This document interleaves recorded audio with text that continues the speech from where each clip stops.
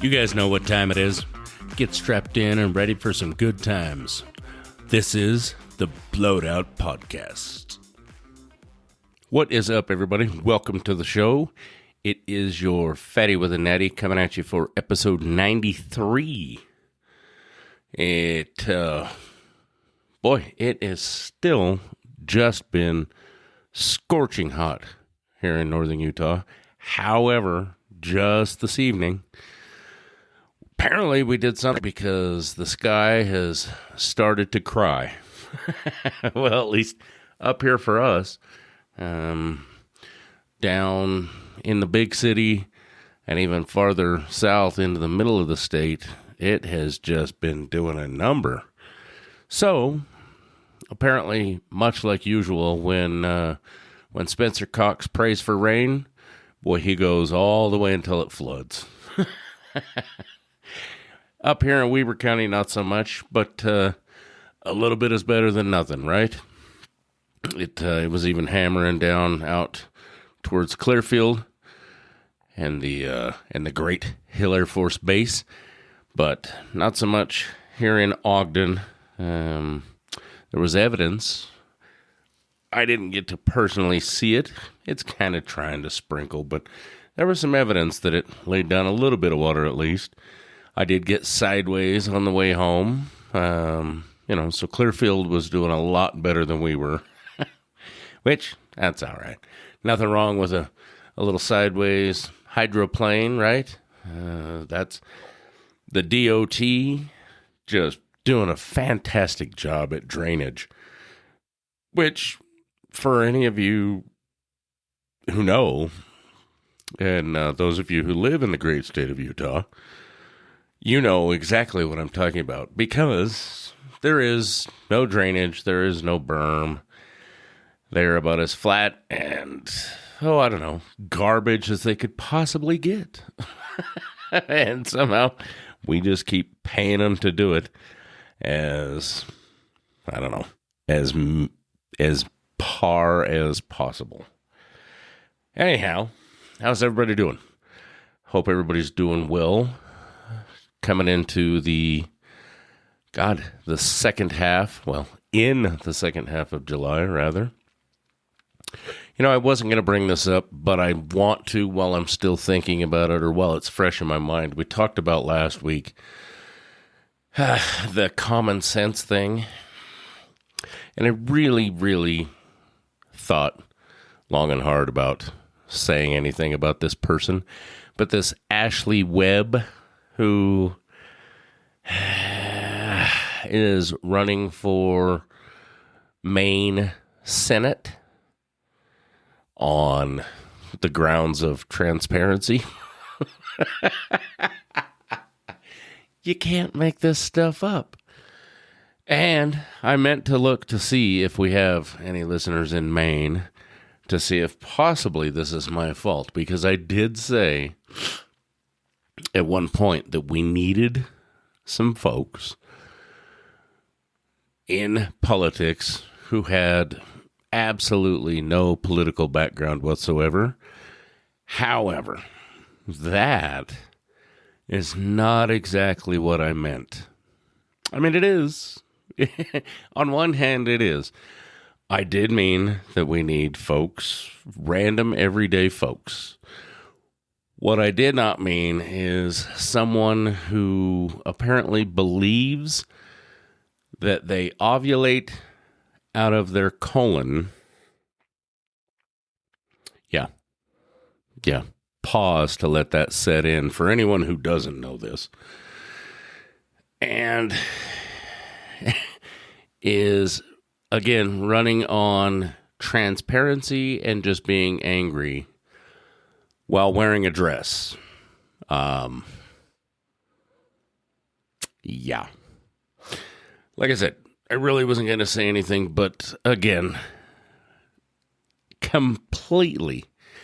I mean, I give him, her, she, they, whatever, a solid A for having the stones to get out there and do it. I I'll give you that credit all day long.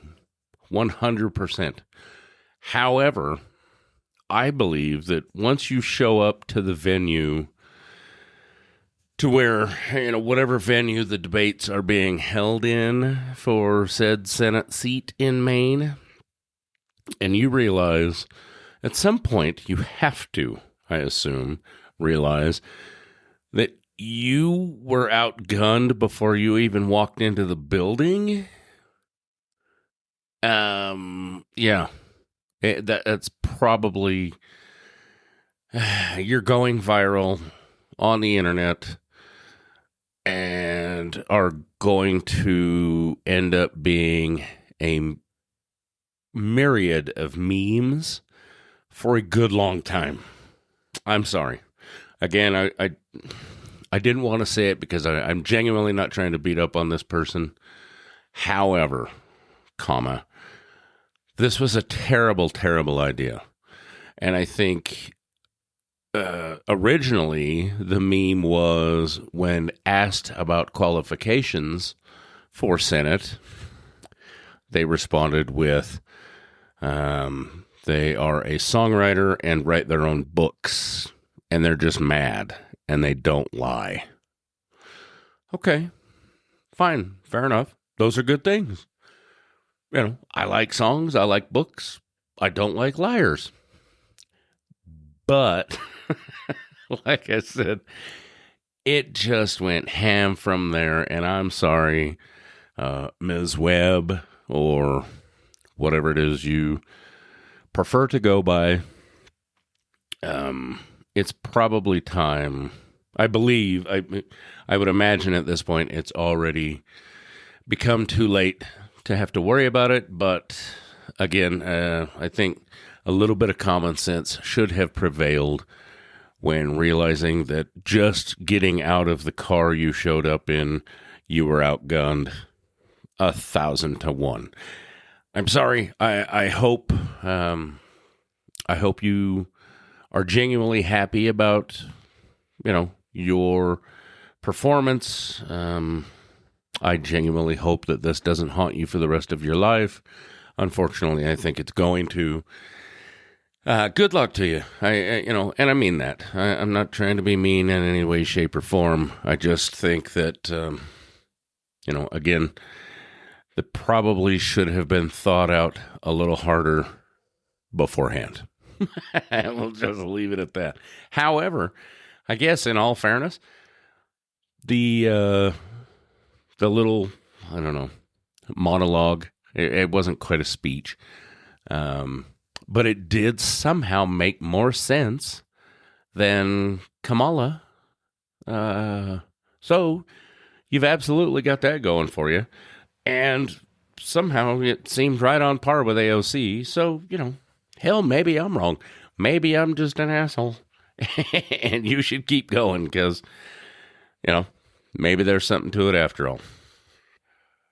In other news, of course, no big surprise to anyone. We're entering into our 3,790th day of dealing with Iran and consequently, allegedly attacking them through the night. Again, who knows what's real and what's not.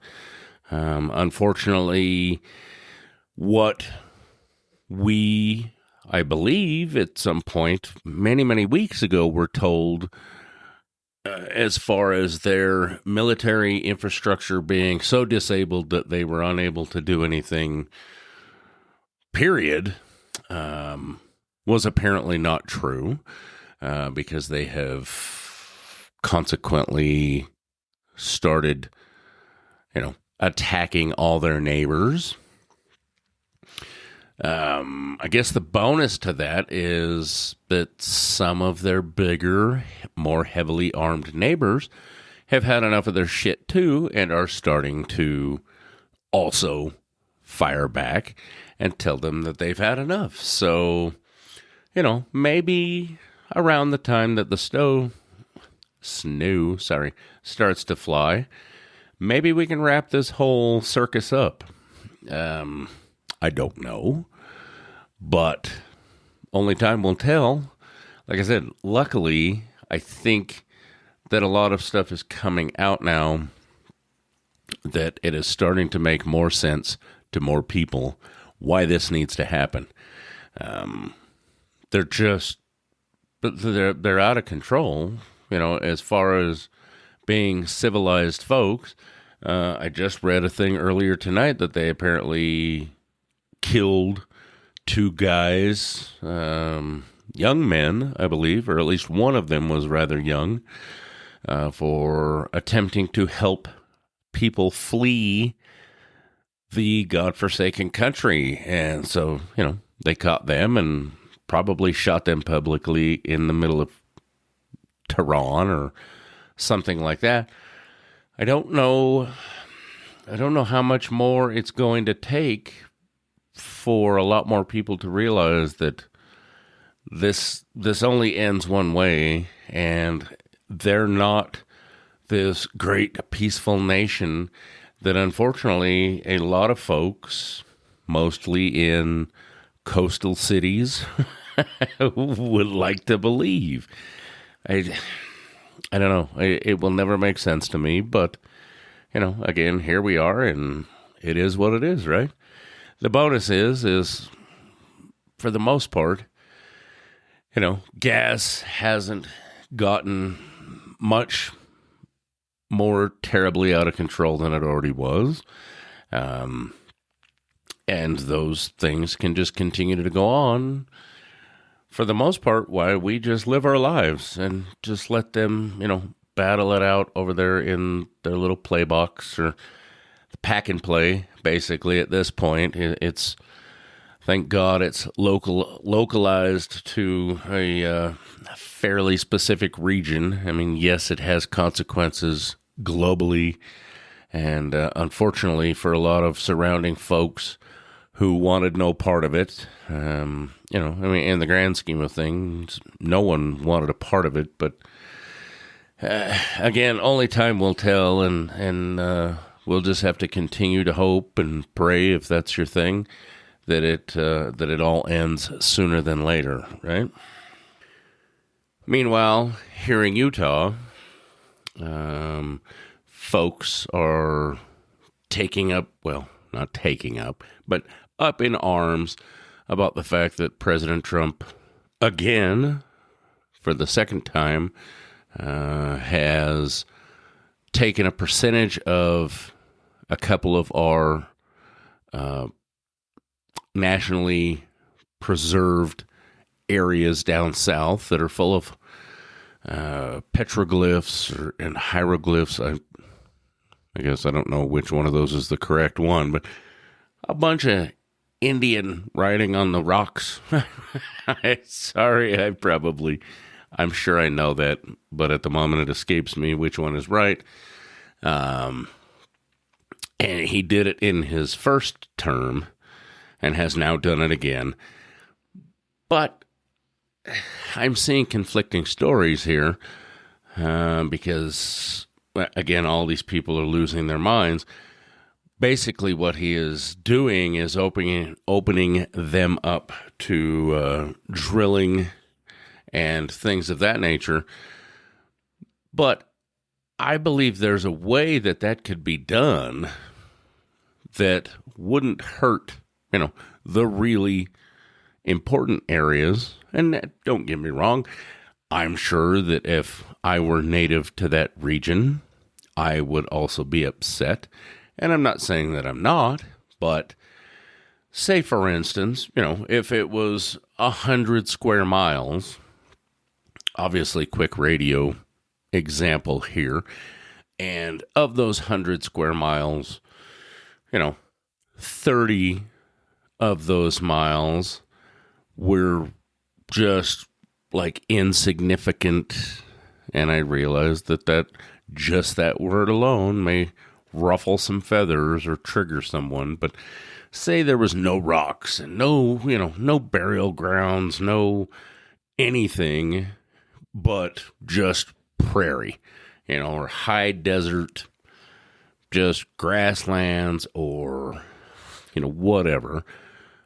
What would it necessarily hurt to designate, say, just those areas to oil exploration or whatever, mineral exploration, or the things that I believe he is going after or opening up to? At that point, would it really matter? And that's a genuine question that I'm posing. If it were these rocks and this is, a place where a bunch of my ancestors, used to set their villages and burial grounds and all this significant stuff. But over there was just kind of like, the backyard that didn't have any thing, no burial grounds. Like I said, again, no real historical value other than the fact that they may have set up summer camp there or, traveled through there. I don't know. Again, I'm posing the question, as a uninformed, uneducated about the subject outsider, what would that really, again, if they set it up so the companies that were to come in, say, and drill some core samples or, do the exploratory stuff, had to have, say, X amount of percentage of native workers, or had to be native owned, or, and then the reclamation. I mean, there are ways to do it to where, yes, it would mess things up for a while. But again, if you did it to where the companies had to be X amount of native owned and native ran and everything else, wouldn't that benefit those tribes to a degree? And again, if it was just a chunk of basically useless prairie that had to have a, X amount of reclamation and, basically at the end of a 10-year stint, let's call it, you couldn't tell that anyone had ever even been there. Why would that be such a bad thing? I don't know. I'm genuinely curious, but again, I don't know all the details, and, of course, I'm not native to that area, so perhaps that's just me blindly thinking that or being insensitive, but I definitely believe there are ways to go about it to where it wouldn't be such a bad deal for everyone. And if we really wanted to get down to brass tacks, I believe that something along those lines, or some sort of a deal along those lines would be much better than the alternative of them just swooping in and calling eminent domain like we know they have with so many things in so many places over the past, God only knows how many hundreds of years. So, like I said, that, in my opinion, some sort of a worked up deal is much better than just, if you were taking it and we don't care, like the power company would. But, again, just one fat man's opinion. You guys know that. I'm going to go check on the rain and let the studio dog out to roam, and we shall be back. Hey guys, Ryan here, aka the Fatty With A Natty. Are you a business owner or marketing director looking to explore how advertising on the Blowed Out podcast can help your business or organization grow? As we push further into our fourth season, we have gained a listening audience in over 270 cities spread across 58 countries worldwide. All this while continuing to grow every week. In 2026, podcasts will statistically outpace social media, display, and terrestrial radio ads by over 4 times on average. If you would like to discuss pricing, frequency, and ROI options, email us at blowedoutpodcast@gmail.com with marketing in the subject line. That's blowedoutpodcast@gmail.com, subject marketing.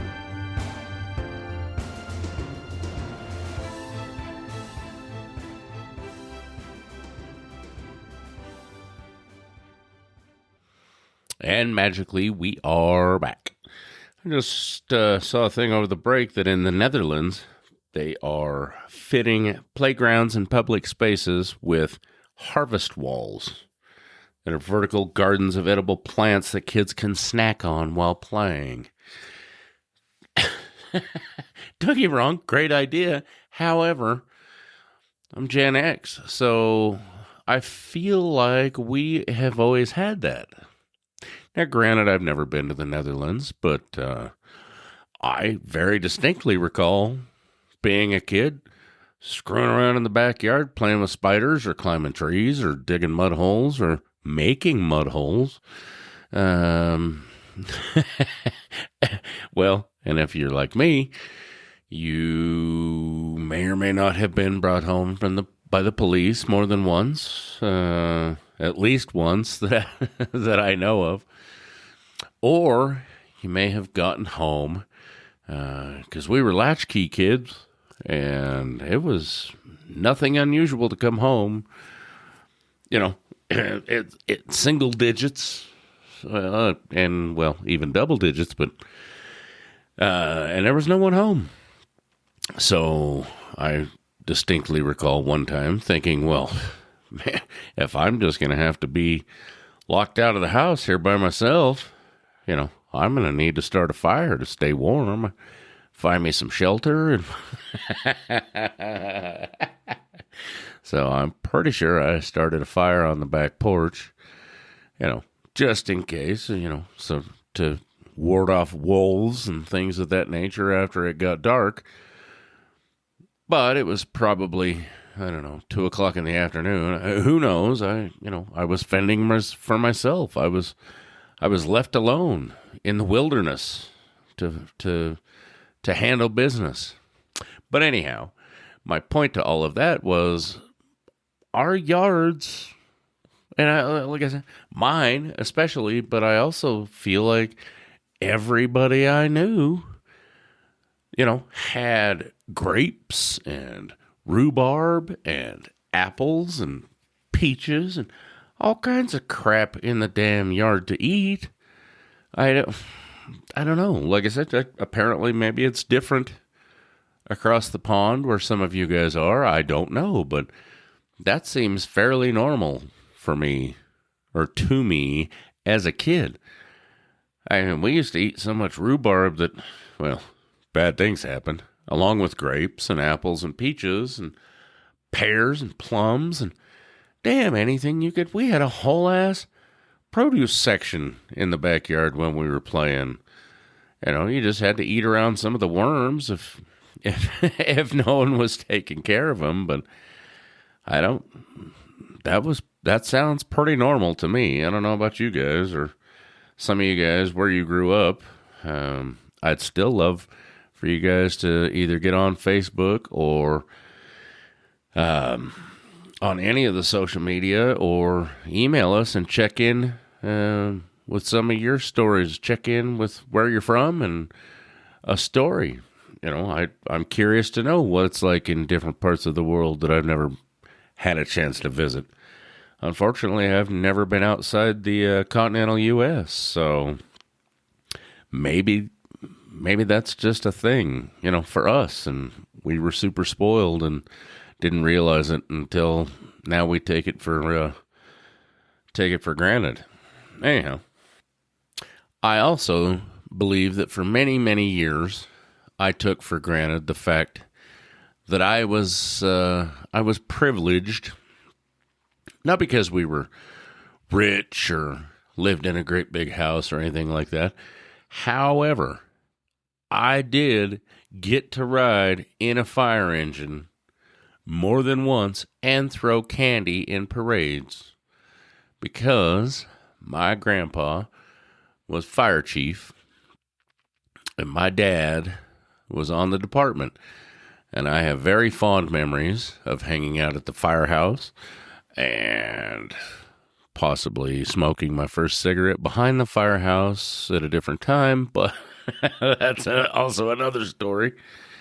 But again, I got to ride in the fire truck and hang out on the fire trucks, and I remember that being the coolest thing ever.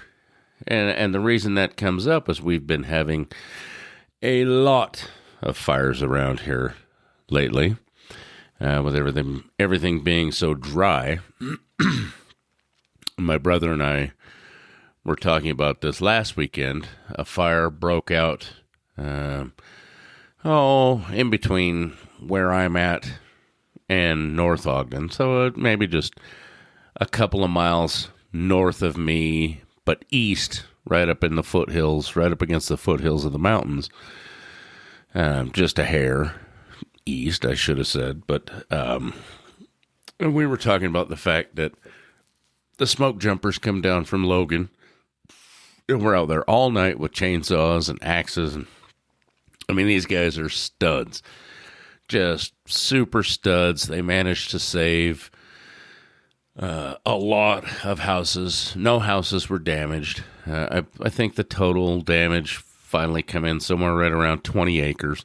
So it wasn't big. I mean, it was gnarly. I can tell you that. I have firsthand video of it. But we have the benefit or the bonus of basically living up against cliffs, well, or at least, large masses of rock. So as long as they could corral it and keep it moving upwards, eventually it would have burned itself out in the rocks. But there are a handful of big power lines. I wouldn't dare say, high transmission or anything like that, but I mean, they probably have 8 or 10 lines per pole. They're not little poles. And they managed to save every one of those from going up. And like I said, no houses and everything. But we were talking about how much all those guys are studs and just badasses. And A, we can't thank them enough. But B, I remember being a kid and always wanting to be a firefighter. And then at some point, I assume I realized that I was not physically cut out for that. But again, I guess just all that talk about being a kid made me think about that and taking for granted that not every kid got to play on fire engines or watch the fireworks literally from, I don't know, about 30 feet away from where they were lighting them. But good times. And I know one of those people is listening, and it is definitely core childhood memories that I will never forget. Like I said, I wasn't cut out for that, but I'm glad somebody was, because, man, they are sure keeping us from just burning literally to the ground as a state. So, yeah, we've lost a lot, but we haven't lost all that many structures, and I think probably total, I don't know, I read some numbers a week or two ago. There was a great big one burning down in central Utah that was somewhere in the neighborhood of 100,000 acres. I read some numbers. I think we've had 400 wildfires already this year in Utah. And, again, probably somewhere in the neighborhood of, oh, Lord, without actually looking at the website, probably in the neighborhood of 140,000 acres we've lost. I mean, that's a lot. That's a lot of land, but minimal structure damage. So cheers to all the firefighters and first responders and policemen and smoke jumpers and all the pilots that are flying these choppers and airplanes. And I raise a glass to all of you guys all around the world. Also, if you've never had a chance, I highly suggest it. Riding in a fire truck, watching a sky crane or a Huey or a scooper. I've never got to see a scooper in person, damn it. And they've been down south here. And I really want to see one in person. I've seen one in person, but not scooping or dumping. So that'd be super cool. And then, of course, I used to rebuild the Mavs birds. And that stuff is gnarly. And those guys are badasses. But man, if you get a chance to get even remotely close to watch that stuff in person, it will blow your mind. I remember one time I had been sent out. It's when I was driving a tow truck over by Strawberry Reservoir to pick up a camp trailer, if memory serves me correctly. So I'd gone out with the tow truck to pick up this old busted camp trailer that was no longer roadworthy, and I was headed back towards Heber, Utah, from Strawberry Reservoir. There's a whole bunch of property out that way where everybody buys like the little, 20-acre parcels or whatever, and you can buy them for $30,000 or something now. They used to be like $4,000, but, inflation. That is not Trump's fault. At least not completely. Anyhow, I was on my way back, and traffic was starting to all kind of back up, and all of a sudden here's a highway patrolman standing in the middle of this 2-lane highway telling me to stop. And I was like, what in the hell is going on here? There was some cones and stuff, and I'm trying to figure out why he's stopping me. And all of a sudden, here comes this sky crane about 20 feet in front of me and 20 feet above me, buzzing across the 2-lane road with his hose out to hover over this little, it wasn't even a lake. It was a pond, like a little, I don't know, probably runoff, duck mud filled, just a puddle basically. And he dropped down and sucked a belly full of water out of that thing, and then took back off to go spray that on whatever fire was happening at the time. This was, Lord, 25 years ago or better. But man, that was one of the coolest damn things I had ever seen up, that close. And I've been around a lot of aviation for the majority of my life, but nothing like that. That was super cool. So, like I said, if you get a chance to see one of those or any of that stuff in person, obviously you want to be a safe distance away, but just to see it where it's not on your TV and in the news is unbelievable, and I highly recommend it. Now, in all fairness, God willing, there won't be any more opportunities in Utah this year to see those things. However, we all know that that isn't going to be true in Utah or probably anywhere else, but is what it is, right? Anyhow, what you can see fairly up close and personal is the 108th running of the Great American Hill Climb in Billings, Montana. If you're anywhere in that neck of the woods, coming up this weekend. It is a fantastic hill, and it's the last in the Rockwell Point series for this season, and we wish everyone, all our fam and everyone up there, the best of luck coming up this weekend. If you get a chance and you're in that area, I highly recommend that as well. You will not regret it. It will be a good time for sure. A little more locally, we have the Days of 47 and the Pioneer Days rodeos going on here in Ogden. It is one of the top 5 rodeos in the country for rodeo folk. Saddle bronc guys and bareback. It's a huge points event for them. It's a fantastic rodeo.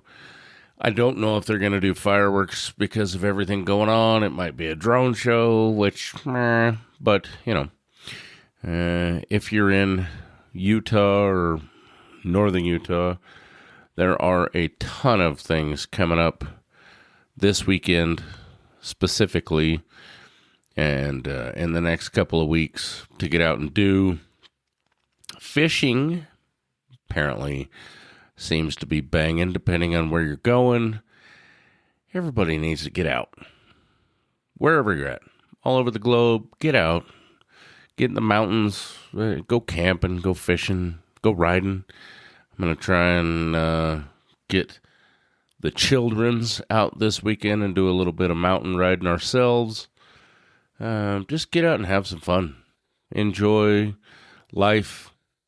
Unfortunately, we never know, Lord, how much longer we have. With all this crap going on across the pond, you guys over there, for anyone listening across the pond and around the globe, get out and do something. I know maybe that isn't as easy for some of you. Some of you it might be cold. I don't know. That whole, here it's one thing over there or down there or up there. It's other things. I understand that, but try and get out and do something. Just live life. It's way too short to be cooped up in the damn house all the time. And definitely try and stay away from social or mainstream media, because that's just gotten depressing. Just, bah. I wish I could get away from it myself, but I'm all in as much as a lot of you guys are. I know. If I could just head up to Alaska and do some fishing and play in the mountains, Lord knows I would. But I'm stuck here in hot, humid at the moment Utah. So, again, is what it is. Unfortunately, I spent, oh, Lord, I don't know. Maddie and myself spent something like 12, every bit of 12, if not 15 or more hours last weekend in the shop dealing with a stupid car and stupid car problems that, of course, turned into way bigger issues. A simple brake and bearing job turned into brakes, bearings, axles, ball joints, and just the dollar signs kept on stacking up. Super frustrating. I don't recommend it at all. But again, that's why everybody needs to just get out and have some fun. I should probably shut up for this week. Much like every week, as soon as I publish this episode, I will remember something that I wanted to say, and then I will completely forget it by next week, but that's how it goes, right? Eventually it will come around, and I will bring it up and not even remember that I wanted to bring it up at some point. It will just happen. We'll call it somewhat organically.